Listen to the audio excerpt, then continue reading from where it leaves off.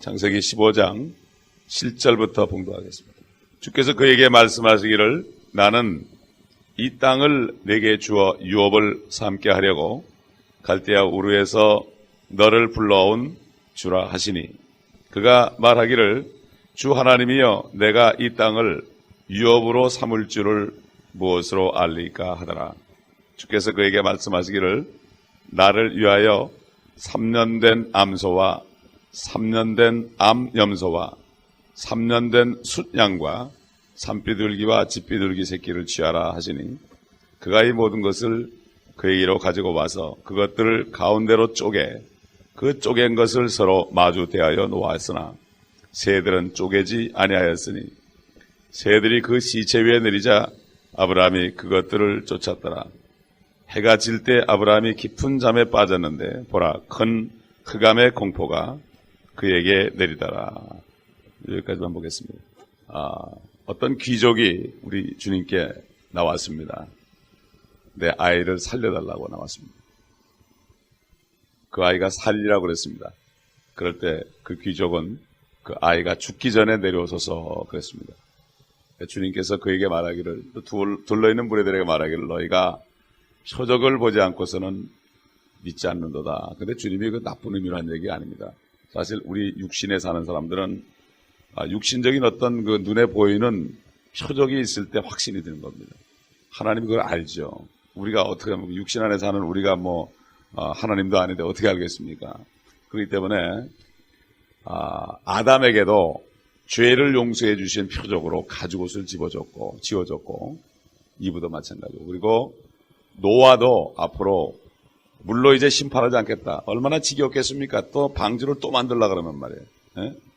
그러니까 하나님이 노아에게 무지개를 통해서 표적, 눈에 보이는 무지개를 통해서 표적을 보여줬습니다. 그 무지개는 지금까지도 우리가 봅니다.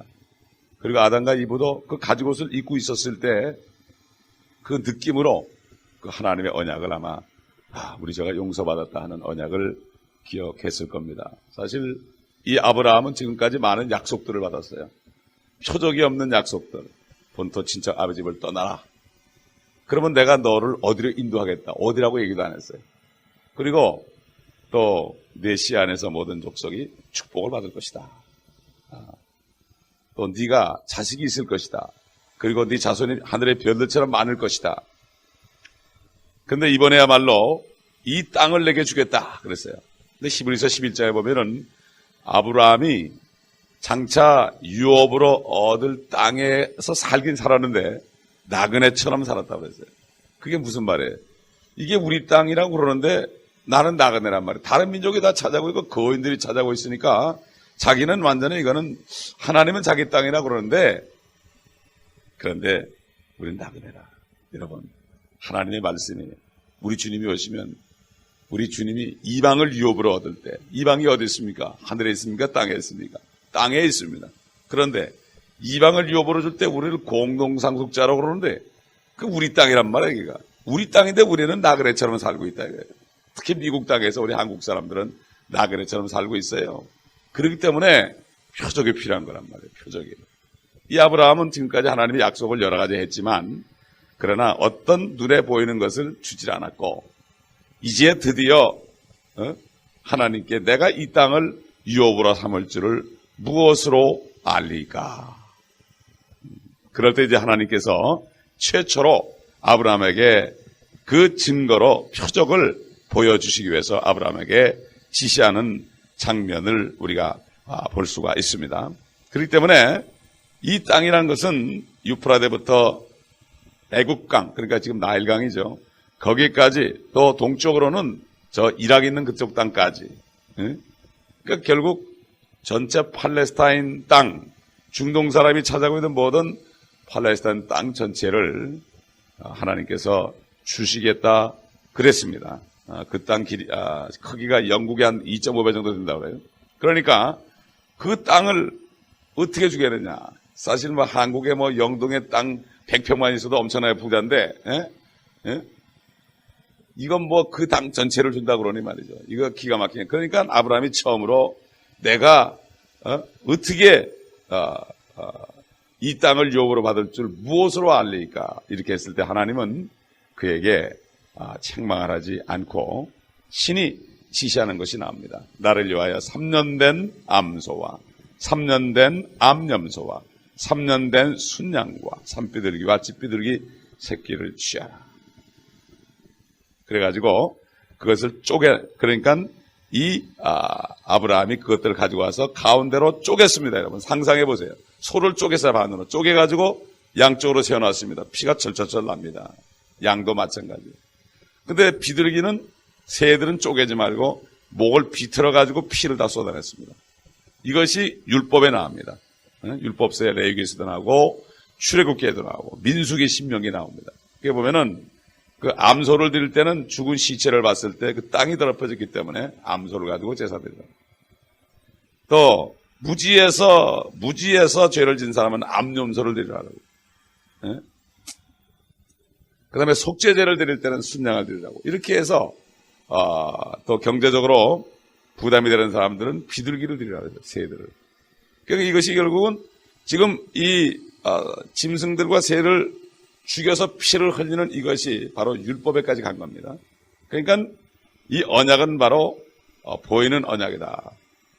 동문들을 쪼개므로 하는 언약. 언약이라는 단어, 카비난트라는 단어는 히브리 원어로 보게 되면 그게 쪼갠다는 뜻이에요. 쪼갠다. 다시 말해서 하나님이 사람들에게 언약하는 것은 쪼갠다. 결국 하나님이 언약을 지키지 않으면 하나님을 쪼갤 것이다.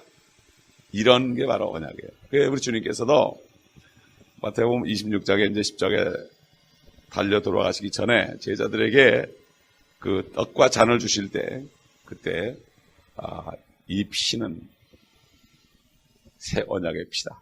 그리고 이 떡은 이 빵은 내 몸이다. 그러면서 새 언약이라고 그럴 때 내 몸이 쪼개질 것이다. 그래가지고 우리에게 주신 신약도 세계명도 신약도 바로 이 어린 양이나 짐승 대신에 신이 어린 양으로 오신 세상 죄를 제거하는 하나님의 어린 양을 보라 이런 것처럼 어린 양같이 오시고 지금도 하늘에 어린 양의 모습으로 나타나시는 일찍 죽임당한 것 같은 어린 양으로 나타나시는 그 주님의 몸이 쪼개짐으로 단 한 번 쪼개짐으로 모든 것이 다 이루어집니다. 그 어떤 신부가 히브리서를 깨닫고 그 예수 그리스도가 한 번 제사 드림으로 영원한 속죄를 드렸다. 그 말을 깨닫고 신도들이 와가지고 고해성사를 할 때 왜 나한테 왔냐고 주님이 다 아셨는데 찬송하고 하라고 이렇게 했다고 그러잖아요. 네? 이 깨달은 사람이에요. 그래가지고 결국 떠나버렸죠. 아니 주님이 다 했는데 내가 왜 죄를 고함받느냐고. 주님이 다 처리했으니까 지금 회개하되 찬송하라고. 그 주님을 영접하라고. 그러면 된다고. 이렇게 전도를 했다는 거예요. 네? 참 말씀 이 히브리서만 봐도 다 깨달을 수 있는데 그렇기 때문에 이 짐승들의 피는 육체만 정결케 하기 때문에 율법 시대에 계속 죄를 죽였지만 우리 주님은 단번에 영원한 속죄를 드렸으니까 우리 모든 현재 죄까지도 앞으로 지을 죄까지도 죄를 져도 우리는 감사함으로 주님께 아뢰고 참 감사함으로 아뢰을 때 주님의 능력을 줘가지고 죄를 이기게 하죠.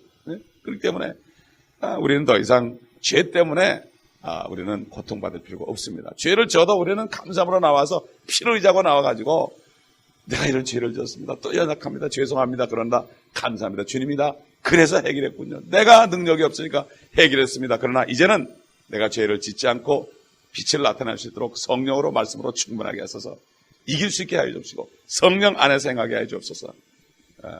이렇게 사탄을 계속 정죄하지요. 계속 정죄합니다. 여기 지금 쪼개가지고 놨을 때 새가 계속해서 왔습니다. 새가 여기 보면은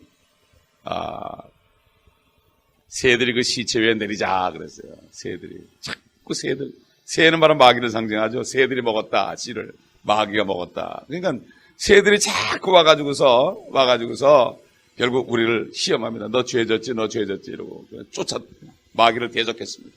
마귀를 대적했어요. 이게 바로 아브라함이 마귀를 대적하고 자신을 지켰습니다. 마찬가지로 마귀를 대적하라. 그러면 너희로부터 도망가리라. 그러니까 우리가 정죄의식을 자꾸 주면서 마귀가 우리를 연약하게 만들 때 우리는 마귀를 사탄아 물러가라. 내가 비록 죄를 지었을지라도 주님이 그러기 때문에 나 때문에 죽으셨다.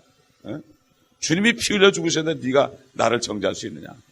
주님은 나를 책망할 수 있다. 그러나 주님이 나 때문에 죽으셨기 때문에 똑같은 죄를 질 때 나를 책망할 수 있지만 너는 나를 정죄할 수 없다. 이게 바로 마귀를 대적하는 것입니다. 그렇기 때문에 이 완전한 100%의 은혜의 복음을 사람들이 잘 모르기 때문에 고통을 받는 거예요. 그렇다고 죄를 짓겠느냐 그랬죠. 이걸 깨달은 사람이 어떻게 또 죄를 짓겠어요? 죄송해가지고. 그렇잖아요. 주님이 이미 내 죄 때문에 죽으셨는데 동일한 죄를 어떻게 또 짓겠어요? 그러나 실수를 질 때라도 주님 앞에 나와서 눈물로 회개하지만 그러나 감사의 찬송을 드릴 수 있습니다. 우리는. 그러나 이 복음을 깨닫지 못하고 주님을 영접하지 못한 사람은 평생 동안을 죄를 가슴에 묻어두고 고통받는 거예요. 어떤 분을 전도할 때 죄가 있으십니까? 그러니까 고개를 푹 숙이는데 보니까 그 사람이 산부인과에서 평생 동안 유산을 엄청나게 시킨 거예요. 누구한테 얘기도 못하고 나이가 들어서 마음에 맺힌 거예요. 예? 또 어떤 권사님은 복음이 나갈 때 와서 회개를 하는데 왜 그렇습니까? 그러니까 사실 내가 아이를 유산을 8번을 시켰습니다. 꿈매마다 개들이 나타나서 나를 괴롭힙니다. 복음을 전해줬더니 너무 기뻐서 하는 것 같았어요. 여러분, 그렇기 때문에 이 은혜 복음을 모르는 사람은요, 말은 안 하고 안에 품고서 고통을 받아요. 용서받을 수 없기 때문에. 그러나 우리 주님이 모든 것을 용서했다는 것, 주님이 모든 죄를 2000년 전에 이미 단번에 담당했다는 것, 짐승의 피를 가지고 죄를 씻어주는데 하나님의 피는 양심까지 씻어줬기 때문에 당신은 깨끗합니다. 단 그분을 믿고 영접하십시오. 이렇게 할 때 자유가 되는 것입니다. 네? 진리가 너를 자유케 하리라. 그 진리가 예수 그리스도 아니에요. 은혜의 복음이 바로 자유케 하는 것입니다. 참, 그러나 이 복음을 완전히 깨달은 사람이 그렇게 많지가 않아요. 그 교회 다니는 사람에게 이 복음을 분명히 전해줘야 된다. 그렇기 때문에 죄가 많습니까? 하고 묻는 것이 바로 가장 첩경이에요. 다른 거 얘기할 거 없어요. 다른 거 얘기할 거 없어요. 그걸 보면은 우리 주님이 나 때문에 죽으시고 모든 걸 해결했습니다. 이 말이 나오지 않는 사람은 어딘가 지금 불확실하고 표적이 없는 거예요. 내가 죄산 받았다는 언약의 표적이 없는 거예요. 이 아브라함은 하나님이 나중에 그 횃불같이 그걸 통과할 때 분명한 표적을 받습니다. 마찬가지로 누구든지 은혜 복음이 안에 들어와서 주님이 나 때문에 완전히 모든 죄를 해결했다는 것을 내가 그래서 히브리서 9장에 있는 것처럼 우리를 거룩하게 하셨고 거룩하게 된 사람들 우리를 이미 온전케 하셨다는, 주님이 볼 때는 그렇단 말이에요. 우리가 우리 모습 볼 때 그러지 않지만 이 믿음 가지고 우리는 주님이 그 보는 모습대로 점점 거룩함에 이르러서 주님 만날 때는 이제 주님과 동일한 모습으로 변화되는, 법적으로만이 아니라 우리는 법적으로 온전해졌지만 이제 실질적으로도 점점 성화돼가지고 우리 몸까지도 이젠 거룩해지는, 그래가지고 사도 바울이 데살로니가 전서 5장 23절에 주 예수 그리스도 오실 때에 온 영과 혼과 몸이 책망할 것이 없게 보존하기를 내가 주께 기도하노라. 그렇게 말씀하신 분은 믿을만 하시니 그분께서 이루시리라. 그러니까 주님이 우리를 계속 때로는 징계하고 어려움에 처넣는 것은 깨닫고 자꾸 씻김 받아가지고 우리가 실질적으로도 주님의 형상을 닮아가는, 이렇게 해서 완전히 주님 만났을 때는 옛날 에덴 동산에 죄 짓기 전에 이브의 형태로 온전한 주님의 아내로서 아담이 온 우주 만물을 통치한 것처럼 우리는 이브같이 아담 옆에서 돕는 배필이 돼가지고 공동 상속자로서 할 것을 말씀해 놨습니다. 그렇기 때문에 이것을 위해서 주님의 몸이 쪼개진 거예요. 우리가 이 땅에 살면서 하늘과 땅을 우리가 기업으로 받을 것을, 주님과 함께 공동으로 기업받을 것을 우리가 어떻게 알겠어요? 주님의 바로 십자가, 주님의 그 몸이 쪼개진 거예요. 그래서 우리가 주의 만찬을 하는 것이 그렇게 중요한 거예요. 주의 죽으심을 주님이 오실 때까지 선포하는 게 뭐예요? 죽으심에 주님의 몸이 쪼개졌음을 선포하라. 이것이 바로 언약의 표적이다. 언약의 표적이다. 아멘. 크리스마스에 주님이 나신 것보다도 주님의 죽으심을 선포하는 거예요. 나실 때는 이미 기쁜 소식이지만 그러나 그것이 이루어진 것은 유언한 자가 죽어야 효력이 있기 때문에 효력 발생은 바로 주님이 죽으신 십자가입니다. 그렇기 때문에 아브라함이 깊은 잠에 빠졌죠. 그런데 결국 이렇게 했을 때 이 언약은, 이 아브라함에게 하신 언약, 이것은 무조건적인 언약입니다. 다시 말해서 이스라엘 민족들이 메시아를 죽였더라도 그건 상관없이 그 땅을 차지하는 거예요. 아멘. 그러나 지금 1900년부터 라디오교 시대에 들어오면서 많은 신학자들이, 자칭 유대인들이 이스라엘 민족들은 예수 그리스도를 죽였기 때문에 저들은 이 언약을 잃어버렸다고 그래요. 그렇기 때문에 이스라엘은 팔레스타인을 차지하지 못할 것이라고 그래요. 옛날부터 그랬어요. 그런데 실제 차지했죠. 지금 예루살렘을 탈환했죠. 마찬가지로 앞으로도 주님이 오시게 되면 완전히 탈환할 것입니다.